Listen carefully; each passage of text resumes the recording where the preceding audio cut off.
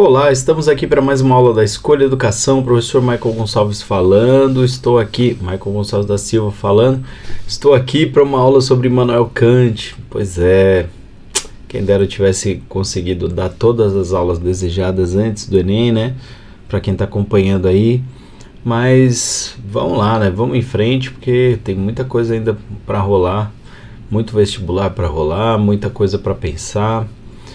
E um curso de filosofia não é de um ano, né? Um curso mínimo de filosofia deveria durar um tempo aí, né? Então, vou trazer aqui um pensador, talvez a gente precise falar em algumas partes. Vou falar hoje, na primeira parte aqui, mais sobre o conhecimento, ok? Duas coisas me enchem o espírito de admiração e respeito, sempre renovados e crescentes. O céu estrelado sobre mim e a lei moral dentro de mim. Kant. Então, se você também admira o nosso trabalho, então se inscreve se não for inscrito, ativa o sininho para receber notificações e curte esse vídeo, por favor, não custa nada. É o engajamento que a gente precisa para poder alcançar mais pessoas. E a gente, por enquanto, é voluntário, não põe dinheiro no canal, a gente está começando, a gente precisa de todo o apoio que puder. Beleza? Então nessa aula, introdução à vida de Kant, não que eu vou realmente desenvolver muito isso, a transcendentalidade do conhecimento e as 4 grandes perguntas. É muita coisa já, se a gente for ver. Então Immanuel Kant viveu entre 1724 e 1804, nasceu numa região que hoje é Rússia, na época era Prússia, e falava alemão, era um pensador de língua alemã. Estudou obra dos filósofos racionalistas, mais Descartes, Leibniz, mas foi bastante impactado também pelo pensamento de John Locke, especialmente David Hume. David Hume bastante importante para o pensamento do Kant. Principais obras: Crítica da Razão Pura e Crítica da Razão Prática. Cara, você acha em qualquer livraria. Você acha em qualquer livraria, com certeza. Pelo menos um deles. Né? E Crítica do Julgamento é raro ver, mas também é interessante. Tem alguns livros aí dele circulando, tá? Influências. Ele foi muito influenciado pelo David Hume, que supostamente tirou ele do sono dogmático, né? E ajudou ele a pensar um pouco uma maneira de resolver o problema, a tensão entre racionalismo e empirismo. E ele é um cara que influenciou muita gente, entre outros nomes, Hegel, Schopenhauer, Nietzsche. Então não dá para pensar filosofia contemporânea sem pensar Kant, tá? 4 grandes perguntas da filosofia para Kant. O que posso saber? O que devo fazer? O que posso esperar? O que é o homem? Né? Tá bom, o que é a humanidade, né? O que é o ser humano, mas... na época era assim que se tratava, tá bom? Então não vou alterar aqui a pergunta, mas fica aqui a anotação de que a gente sabe que tá meio velho esse termo, né? Tá meio velho, mas é da época. O que posso saber? Trata de epistemologia. Eita palavrinha que no Enem apareceu, hein? Apareceu umas 3 vezes lá em itens. Epistemologia, que é teoria do conhecimento, maneira de pensar sobre a razão. Episteme é o conhecimento, a maneira como o conhecimento se manifesta. Crítica da Razão Pura é o trabalho que vai desenvolver mais, e ele vai questionar muito os limites e as condições do conhecimento humano, né? Fazendo uma distinção entre fenômeno e númeno, né? Dizendo que o conhecimento é transcendental. Todo o nosso conhecimento começa com a experiência, mas nem todo ele provém da experiência, tá? Um detalhe importante no pensamento do Kant aí é entender que ele questiona de fato se há limite para a razão humana, e por mais que ele esteja bastante empolgado com as potências, com as capacidades do ser humano, ele entende que tem sim alguns limites, e o limite é o próprio ser humano. Tá? Porque o ser humano, a gente sabe que vai ter condições de saber mais, mas a questão é quanto ele sabe agora, quanto ele sabe. Isso importa para saber qual é o limite, né? Então, o limite do que a gente sabe, mas amanhã a gente saberá um pouquinho mais, e depois um pouquinho mais, enquanto humanidade, às vezes quanto pessoa, né? Então, a gente é bem importante para o conhecimento. Não é à toa que nós limitamos o conhecimento. Nós limitamos porque nós interferimos no conhecimento de alguma maneira, tá? Então ele faz uma distinção entre fenômeno e número e faz uma análise que a gente vê nessa pergunta. Vou fazer uma pausa aqui, porque esse é o tema principal dessa aula, mas vou dar uma explicadinha bem rápida nas outras perguntas que eu retomo em outras aulas. O que devo fazer? Quando fala de dever, né? A ética dele é uma ética deontológica, então é lógico que tem princípios, bastante princípios, mas tem uma coisa muito importante aí que é o senso de dever, ou o dever em si, a necessidade interna, né? O dever. É lógico que saber o que é certo é bom, é importante, mas não é nada se você não quiser fazer o bem, fazer o que é certo. Então, na crítica da metafísica, na fundamentação da metafísica dos costumes, na crítica da razão pura, da razão prática, misturei tudo, desculpa. Na crítica da razão prática, ele vai analisar uma série de elementos, uma série de reflexões. Entre eles a gente percebe alguns conceitos como imperativo categórico, autonomia da vontade, dever, lei moral. São conceitos comuns do trabalho do Kant nesse tema. Tá? Age de tal maneira que possas querer que a máxima da tua ação se torne uma lei universal. Bom, isso aí é o texto que costuma se falar que dá base, né, para todo, ou que traduz o imperativo categórico. Mas é um pensamento bem rebuscado que a gente precisa entender com calma, tá? O que posso esperar? Filosofia da religião, da esperança humana, né? Para a época era muito importante, né? Se por um lado a gente tem um crescimento do iluminismo, ainda há muita gente religiosa, as mudanças não são tão rápidas, e a religião tem um papel importante na vida média das pessoas, das pessoas da época. É normal falar de religião, se pautar pela religião, né? Então, em crítica da razão prática e religião nos limites da simples razão, aparece essa discussão. Então, é possível que ele tenha uma visão um pouco crítica, um pouco cética em relação à existência de Deus, né? Mas é possível que a crença tem um valor importante para o ser humano, né? Então ele vai falar da esperança como uma coisa importante para o ser humano. Ter esperança é uma coisa interessante, tá? As 3 ideias da razão prática pura, que tem seu fundamento na liberdade, na imortalidade, na existência de Deus, respondem à necessidade de conciliar o dever com a felicidade. E finalmente, o que é o homem? Uma antropologia filosófica, né? Uma tentativa de entender o que é ser humano, a humanidade caracterizada pela sua capacidade de raciocínio, pela busca de autonomia e moralidade, típico do pensamento iluminista, né? Lembra da redação da Fulvestre sobre a saída da menoridade, né? Lembra do texto base, né, que está falando da importância do ser humano ter autonomia, né? A minoridade é contra essa autonomia. Em outro momento a gente pode analisar um pouco como é que ele pensa o iluminismo e como ele questiona, critica a Idade Média, o pensamento medieval, o pensamento teológico, né? Kant acredita bastante, né, no humanismo, na razão, e isso fica muito claro nas suas obras, ok? O homem é o único ser que deve ser educado, o homem não pode tornar-se homem senão pela educação. É ambígua essa frase, né? Ambígua e perigosa, e aí a gente vê nos últimos vestibulares Unicamp e Enem os textos da Mary Wollstonecraft questionando isso, que é um pensamento da época também, não só do Kant, tá? Vamos em frente. Primeira pergunta do Kant, né? A primeira questão, a gente volta lá, né? O que eu posso saber? Qual a primeira pergunta? O que eu posso saber?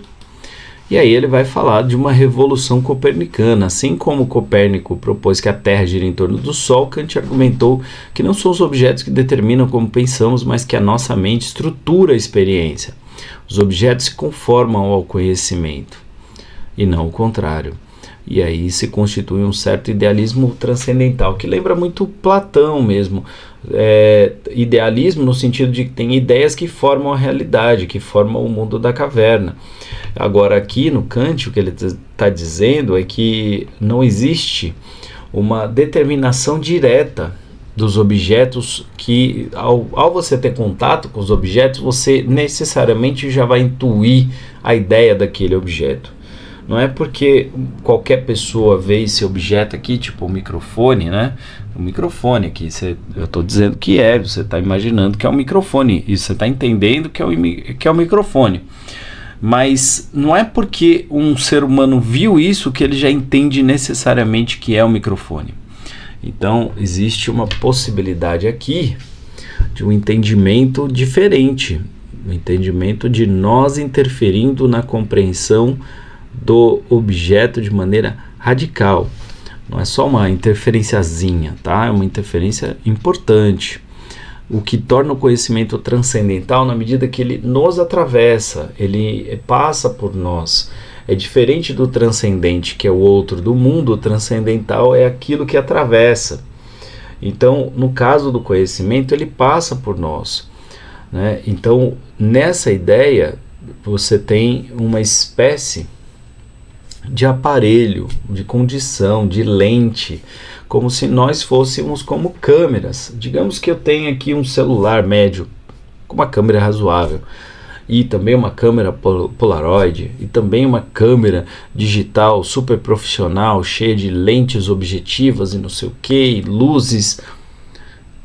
E aí decidimos tirar uma foto com cada uma dessas máquinas fotográficas. A pergunta é: podemos tirar uma foto? Imagino que sim. Sairá uma foto? Imagino que tenha algum tipo de mídia possível a partir disso. E digamos que a gente tenha escolhido a mesma imagem. Fotografaremos aquela imagem? Se tudo ocorrer bem, sim, fotografaremos. As fotos serão iguais? Não. E por que não? Só pela posição? A velha história do ponto de vista? Não, não é só por causa da posição. Também é por causa das condições internas, das condições daquele material. Então a quantidade de pixels, a qualidade da lente, a qualidade do obturador de luz, né, a qualidade do processamento, tem um monte de coisa. Não sei se eu falei tudo certo aqui, desculpa aí o pessoal da fotografia, não me crucifiquem.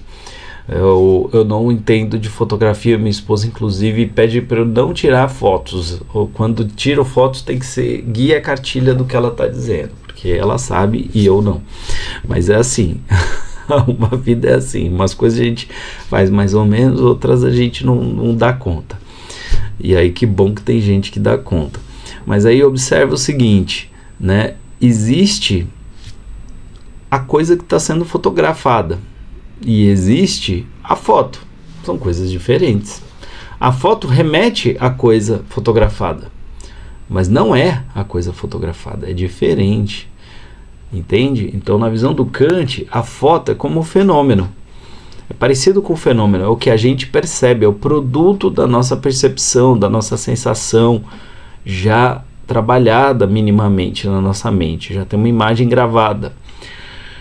O númeno é a coisa em si, a coisa que foi fotografada.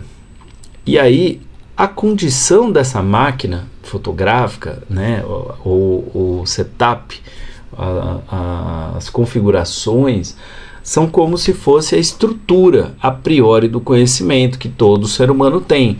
Estruturas inatas que permitem o conhecimento. Inatas quer dizer que já nasceram com o ser humano, que são do ser humano. E aí você teria categorias do conhecimento, que seriam os conceitos estruturantes da experiência, que correspondem aos elementos que tornam a foto mais qualitativa naquela máquina, porque aquela máquina tem aquelas características. Então, a gente tem uma estrutura com categorias. Categoria é uma coisa na qual a gente encaixa coisas, né? A categoria do peso, vamos pensar lá no UFC, na luta, né? Os caras vão lutar no peso pena, no peso galo, no peso médio, meio médio. O que são isso? São categorias de peso entre os lutadores, porque numa luta o peso interfere, e quanto mais semelhante, mais você precisa pensar as estratégias, ou então mais dessemelhante, mais você tem que pensar as estratégias para derrubar seu oponente. Parece que a luta entre iguais em termos de peso é mais justa. Por isso existe um esforço, né, às vezes até para fazer um lutador de mais peso baixar o peso para bater e depois ele recupera, porque parece que esse peso faz diferença no peso do golpe, né? Então a categoria é esse enquadramento que a gente coloca determinados objetos para poderem caber nesse enquadramento e que fazem sentido para uma determinada condição. No caso do UFC ali, a condição é entretenimento, né? Mas enfim, vocês entenderam, eu acho. Primeira categoria, são 12, e aí você tem grupos, 4 grupos com 3 unidades aí de categorias. Então, primeira categoria, quantidade. Primeiro conjunto de categorias, primeira estrutura, quantidade. E ali você tem possibilidade de unidade, pluralidade e totalidade. Então, você vê um dedo, você sabe o que é um dedo. Você vê que tem mais de um dedo, você sabe que eles são diferentes, tem características diferentes, por isso plurais, mas 5 dedos aqui, né, formam um conjunto, são parte da minha mão, né? Você está olhando para uma sala de aula, você tem aluno, mas um aluno diferente do outro, plural, e a totalidade uma classe, né? Então eu acho que não é tão difícil, e a ideia do Kant é que todo mundo já nasce com condições suficientes para entender isso. Não precisa de muito esforço, né? Hoje eu não sei se é bem assim que a gente entende, mas tem lá o seu valor, essa estrutura aí, né? Quando a gente pensa nas inteligências múltiplas, a gente também está pensando uma coisa semelhante a isso, tá? Mais rebuscada do nosso tempo, mas com recursos diferentes. Outro conjuntinho, qualidade, realidade, negação e limitação. Lembra do princípio do terceiro excluído? Acho que é numa aula lá do passado, lá na época que eu estava falando do início da filosofia. Ou é ou não é, princípio do terceiro excluído. Ou é ou não é, realidade. Uma coisa é e existe, né? Não existe. E tem limites, ou seja, a pessoa está grávida ou não. Ela não pode estar meio grávida, no caso da gravidez. Mas no caso da preguiça, você pode estar com preguiça ou não. E pode estar com pouca preguiça ou muita preguiça. Eu acredito que você entende o significado disso, ok? Terceira conjuntinho, relação. Inerência e subsistência, causalidade e dependência, reciprocidade entre agente e paciente. No caso da inerência e subsistência, substância é acidente, a relação entre um objeto principal e suas propriedades, como a substância de uma mesa e suas qualidades, né? Então você tem uma mesa e inerente à mesa você tem a sua condição, né? O fato de ter um tampo onde você pode apoiar coisas, né? É inerente. Por exemplo, é inerente a um professor de filosofia compreender filosofia minimamente, saber um pouco da história da filosofia, dos temas de filosofia ou do hábito de filosofar, para poder ensinar isso para alguém. Ninguém ensina o que não sabe, apesar de ter muito charlatão por aí. E talvez eu também não saber tudo de tudo que eu ensino aqui com a qualidade que eu gostaria, né? Mas, enfim, não vou ficar fazendo essas discussões aqui. Causalidade e dependência, causa e efeito. Você sabe que alguém chuta a bola, então é feita a bola se movendo e a causa quem chutou, sendo simplista no nível muito simples. Reciprocidade entre agente e paciente. Eu dou essa aula para, 5 turmas e cada vez vai ser diferente, porque além de tudo, além de eu fazer diferente cada vez, meus alunos são diferentes e vão interagir de maneira diferente com a minha aula. Então, existe uma relação, mesmo que tenha uma situação de agente e paciente. Curioso, né? E, finalmente, aí, modalidade, possibilidade ou impossibilidade. Isso é impossível, isso é possível. É impossível o professor de filosofia conhecer tudo de anime que está rolando. Não sei não se é impossível. Enfim, existência e não existência. Uma coisa existe, né, afirma a existência, ou ausência, né? Você sabe que tem uma coisa... E tem o detalhe, né, de saber, por exemplo, que apesar de eu não estar vendo, em algum quarto aqui da casa tem gente dormindo. Eu não preciso estar vendo. Necessidade de contingência, a ideia de que algo é necessariamente o que é ou poderia ser diferente. Por exemplo, eu poderia estar usando, estou usando uma camiseta do Velvet Underground, você nem sabe o que é isso, né? Mas é uma banda de rock, é interessante e tal. Enfim, eu poderia usar outra coisa. É contingente a camiseta que eu estou usando. Mas é necessário que para gravar esse vídeo eu esteja de camiseta. Porque não vou explicar, você entendeu.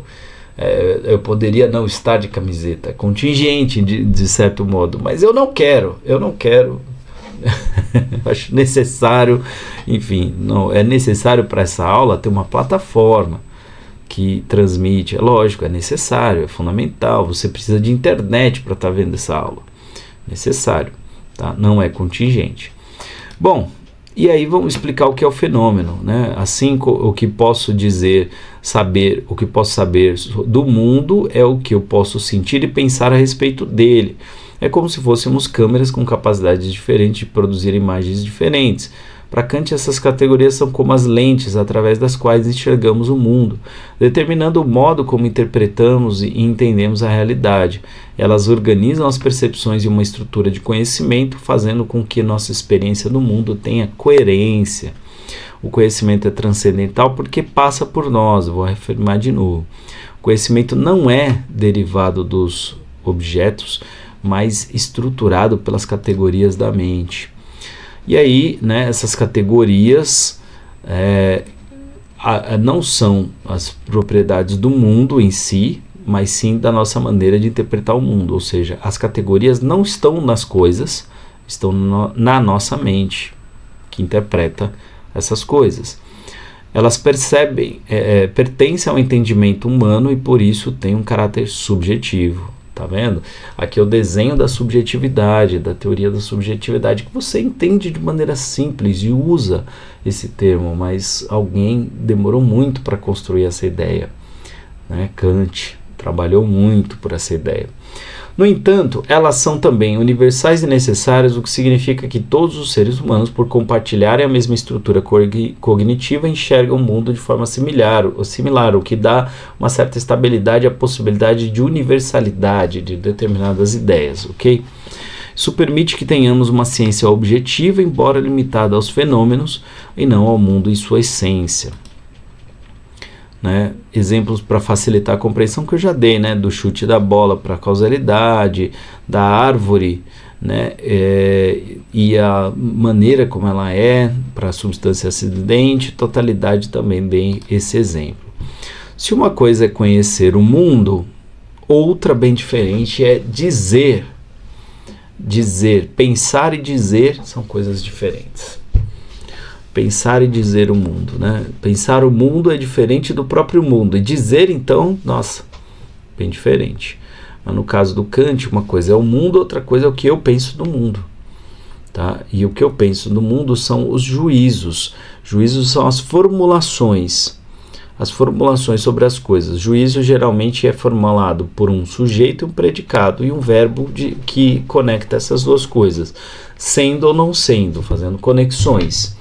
Ok? Isso aí entra um pouco no domínio da lógica, né? Mas é importante ainda para pensar essa teoria do conhecimento, tá? Então ele vai dizer que tem 3 categorias principais: juízos analíticos, sintéticos e sintéticos a priori. Cada um tem um papel, alguns são melhores, outros são piores, mas cada um tem seu papel. Então o juízo analítico é aquele em que o predicado está contido no sujeito. Né? Não adiciona nenhuma informação nova ao conceito, ao sujeito. Tipo, todos os corpos são extensos, ocupam espaço. Aqui, extensão está contido na ideia de corpo. beleza? Em juízos analíticos, o predicado já está incluído no conceito do sujeito, de modo que o juízo apenas esclarece o conceito sem adicionar algo novo, certo? O triângulo tem 3 arestas, tem 3 ângulos. Interessante, né? Vamos lá. Juízos sintéticos. Um juízo sintético é aquele em que o predicado não está contido no conceito do sujeito. E aí ele traz algo novo, mas geralmente tem a ver com ele na prática talvez tenha mais a ver com a experiência das coisas, né? Todos os corpos são pesados. Peso não está na definição do corpo, mas só é possível reconhecer o peso porque temos a experiência do peso. Juízos sintéticos são aqueles em que o predicado adiciona algo novo ao conceito do sujeito, ampliando o conhecimento. É fundamental para a ciência empírica, pois através das observações e experimentos nós ampliamos o conhecimento sobre objetos e fenômenos. E aí, aquele que cabe mais à filosofia é aquele que adiciona uma nova informação ao sujeito, mas não depende da experiência para ser conhecido, ou seja, depende mais da razão, da lógica. Então, a soma dos ângulos internos de um triângulo é igual a 180 graus. Isso não é visível, isso não é perceptível, não é uma coisa que você aprende olhando para um triângulo. É uma coisa que você aprende por uma série de relações complexas, matemáticas, explicadas ou lidas e que de alguma forma você compreende. Tá? É um conhecimento matemático e tal.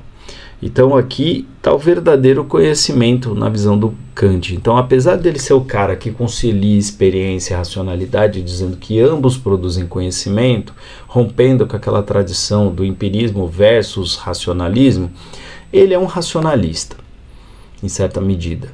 Ele é um idealista transcendental, é diferente, né? Mas, enfim, ele parece dar uma primazia. A razão tem um papel mais importante na construção do conhecimento, mas tem uma maneira de aprender a partir da realidade, tá? Então, por que os juízos sintéticos a priori são importantes para Kant? Porque explicam como é possível um conhecimento universal e necessário da realidade, porque ele está pautado, né, na razão.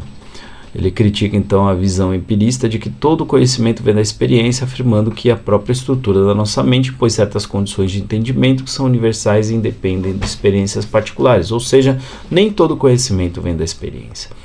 Vem muita coisa, mas não tudo. E isso é bem importante, tá?